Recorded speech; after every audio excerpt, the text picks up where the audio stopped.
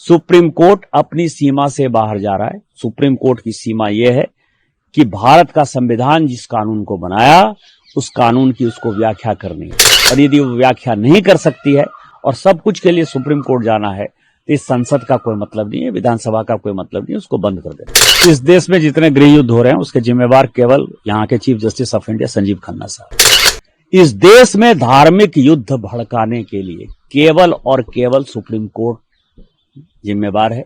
एक ट्वीट को लेकर के बहुत ज्यादा हेडलाइंस बन रही हैं। आपने ट्वीट करते हुए लिखा है कि अगर सुप्रीम कोर्ट ही अगर कोर्ट से ही सारे कानून बनेंगे तो कहीं ना कहीं पार्लियामेंट के दरवाजे बंद कर देने चाहिए, बंद हो जाने चाहिए ना। मैं आपको बताऊं कि एक आर्टिकल 377 था जिसमें होमोसेक्सुअलिटी जो है एक बड़ा अपराध था। अभी ट्रंप एडमिनिस्ट्रेशन आया है, उसने क्या कहा है? उसने कहा है कि इस दुनिया में दो ही सेक्स है, या तो मेल है या तो फीमेल है। ट्रांसजेंडर की उसने बात नहीं की, होमोसेक्सुअलिटी की बात नहीं की। पूरी क्रिश्चियन कम्युनिटी हो, पूरी हिंदू कम्युनिटी हो, पूरी मुस्लिम कम्युनिटी हो, पूरी बुद्ध हो, जैन हो, सिख हो, सभी ये मानते हैं कि होमोसेक्सुअलिटी एक अपराध है। सुप्रीम कोर्ट ने वन फाइन मॉर्निंग कहा कि नहीं, ये केस हम एबॉलिश करते हैं, ये आर्टिकल एबॉलिश करते हैं। हमने आईटी एक्ट बनाया। आईटी एक्ट में सबसे ज्यादा दुखी कौन है? महिलाएं हैं, महिलाओं के पौर्न आते हैं, बच्चे हैं, बच्चे के पौर्न आते हैं, उनकी सेक्सुअलिटी के बारे में जो है हंगामा होता है। एक दिन सुप्रीम कोर्ट खड़ा होता है, वो कहता है 66 से खत्म कर दिया हमने, आईटी एक्ट खत्म कर दिया। अभी आप समझिए, मैंने आर्टिकल 141 का बहुत बड़ा जो है अध्ययन किया है। आर्टिकल 141 कहता है कि हम जो कानून बनाते हैं, हम जो जजमेंट देते हैं, वो लोअर कोर्ट से लेकर सुप्रीम कोर्ट तक लागू है। लोअर कोर्ट से लेकर सुप्रीम कोर्ट तक लागू है, लेकिन कानून बनाने वाला जो है आर्टिकल 368 क्या कहता है? आर्टिकल 368 कहता है कि इस देश के संविधान को, पार्लियामेंट को सभी कानून बनाने का अधिकार है। कानून की व्याख्या करने का अधिकार सुप्रीम कोर्ट का है। वो कह रहा है कि 3 महीने में जो है राष्ट्रपति बता दें कि क्या करना है, 3 महीने में गवर्नर बता दें कि क्या करना है, और उसके बाद आज जो है ये देश राम, कृष्ण, सीता, राधा, द्वादश ज्योतिर्लिंग से लेकर 51 शक्तिपीठ का है। सनातन की परंपरा है, लाखों साल की परंपरा है। आप जब राम मंदिर का विषय होता है तो आप राम मंदिर में कहते हो कि कागज दिखाओ, कागज दिखाओ। कृष्ण जन्मभूमि का मामला आएगा मथुरा में तो कहोगे कागज दिखाओ। आप जब शिव की बात होगी, ज्ञानवापी मस्जिद की बात आएगी, कागज दिखाओ। और आज केवल आप मुगलों के आने के बाद जो मस्जिद बने हैं उसके लिए कहते हैं कि आप कागज कहां से दिखाओ। इस देश में धार्मिक युद्ध भड़काने के लिए केवल और केवल सुप्रीम कोर्ट जिम्मेवार है।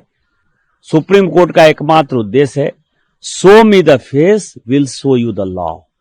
सुप्रीम कोर्ट अपनी सीमा से बाहर जा रहा है। सुप्रीम कोर्ट की सीमा यह है कि भारत का संविधान जिस कानून को बनाया उस कानून की उसको व्याख्या करनी है, और यदि वो व्याख्या नहीं कर सकती है और सब कुछ के लिए सुप्रीम कोर्ट जाना है तो इस संसद का कोई मतलब नहीं है, विधानसभा का कोई मतलब नहीं है, उसको बंद कर देना चाहिए। उपराष्ट्रपति बीते दिनों बयान आया, उन्होंने कहा कि राष्ट्रपति, उपराष्ट्रपति को आप कहीं ना कहीं निर्देश या फिर आदेश नहीं दे सकते। जो अपॉइंटिंग अथॉरिटी है उसको आप निर्देश कैसे दे सकते हैं?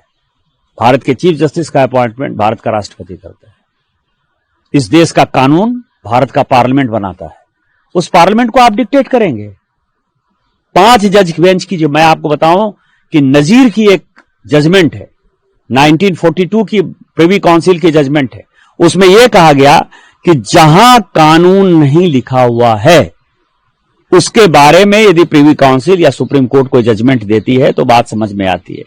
यहां पूरा जजमेंट लिखा हुआ है कि राष्ट्रपति का क्या अधिकार है, उपराष्ट्रपति का क्या अधिकार है, प्रधानमंत्री का क्या अधिकार है, हमारे पार्लियामेंट का क्या अधिकार है, हमारे सुप्रीम कोर्ट का क्या अधिकार है, हाई कोर्ट का अधिकार है। जब सब कुछ लिखत पढ़त में है तो तुम नया कानून कैसे बना दिया? 3 महीना कहां से लेके आ गए कि राष्ट्रपति को 3 महीने के अंदर फैसला करना है? यह किस कानून में लिखा हुआ है?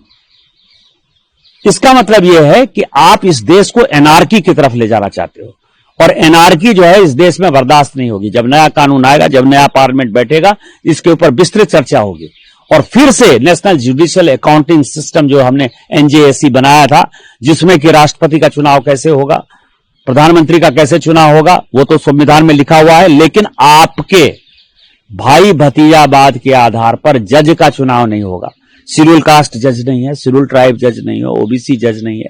मैक्सिमम 78-80% जो है 78-80% जो है केवल और केवल जो है सवर्ण जाति के जो है जज बैठे हुए हैं, और आप अपना कानून चलाओगे, ये कानून नहीं चलेगा। जब से वक्फ कानून का कि एक सीरीज ऑफ वायलेंट अटैक्स देखने को मिल रहे हैं, ज्यादातर जो है वो पश्चिम बंगाल से निकल करके सामने आए। मुर्शिदाबाद की घटना पर भी आप लगातार बोलते हुए दिखाई दे रहे हैं। कहीं ना कहीं जो बांग्लादेश का फैक्टर है वो भी दिखाई दिया उसमें।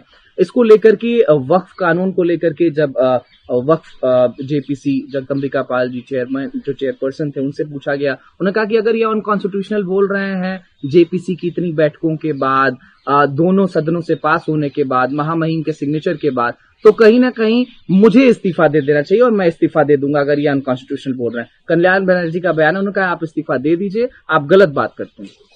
इस देश में जितने गृह युद्ध हो रहे हैं उसके जिम्मेवार केवल यहाँ के chief justice of India Sanjeev Khanna साहब। गोल, जहाँ 27 वर्षों के सफर में 17,000 से भी अधिक छात्रों ने डॉक्टर एवं इंजीनियर बनकर भरे सफलता की ऊंची उड़ान, जहाँ साधारण छात्र भी झारखंड टॉपर्स बनकर बना रहे इतिहास। दूरदर्शी शिक्षाविद श्री विपिन सिंह के मार्गदर्शन में मेडिकल एवं इंजीनियरिंग के लाखों छात्रों के लिए आशा की किरण के रूप में गोल, नेशंस लीडिंग इंस्टीट्यूट।